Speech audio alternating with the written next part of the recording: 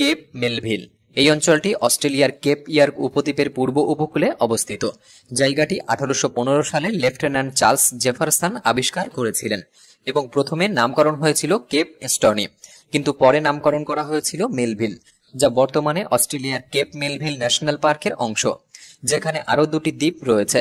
Cape Melville অঞ্চলটি তার বিশাল পাথরের জন্য অনন্য, যা একটি প্রাচীর হিসাবে কাজ করে। এই বড় পাথরগুলি এই অস্পর্শ অঞ্চলকে নেতিবাচক প্রভাব থেকে রক্ষা করে।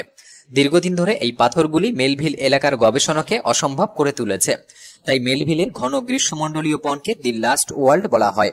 2013 সালে জেমস কুক ইউনিভার্সিটির বিজ্ঞানীরা ন্যাশনাল জিওগ্রাফিকের একটি দলের সাথে কেপের চূড়ায় একটি অভিযান চালিয়েছিলেন। গবেষকরা মেলভিলের বনে প্রবেশ করার সাথে সাথে স্থানীয় বাসিন্দাদের একটি নতুন অনাবিষ্কৃত জগৎ আবিষ্কার করেছিলেন। বিজ্ঞানীরা বলেছিলেন যে তারা মেলভিলে যে আবিষ্কারগুলি করেছিলেন তা রীতিমতো অবাক করার মতো ছিল। তারা উদ্ভিদ এবং প্রাণীর সম্পূর্ণ নতুন প্রজাতি আবিষ্কার করেছিলেন। প্রথম আবিষ্কারটি ছিল একটি অস্বাভাবিক গেকো, যার দৈর্ঘ্য 20 সেন্টিমিটার, একটি দীর্ঘ পাতলা শরীর এবং বড় চোখ।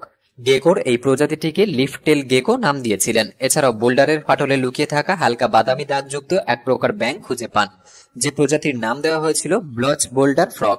আরেকটি আবিষ্কার হয়েছিল কেপ মেলভিন শেড স্কিন নামে একটি নতুন প্রজাতির বাদামি টিকটিকি। প্রাণী ছাড়াও বিজ্ঞানীরা উদ্ভিদের সম্পূর্ণ নতুন প্রজাতিও আবিষ্কার করেছিলেন, যে উদ্ভিদ এবং প্রাণীরা এই অঞ্চলের স্থানীয়, যাদের অন্য কোথাও খুঁজে পাওয়া যায় না।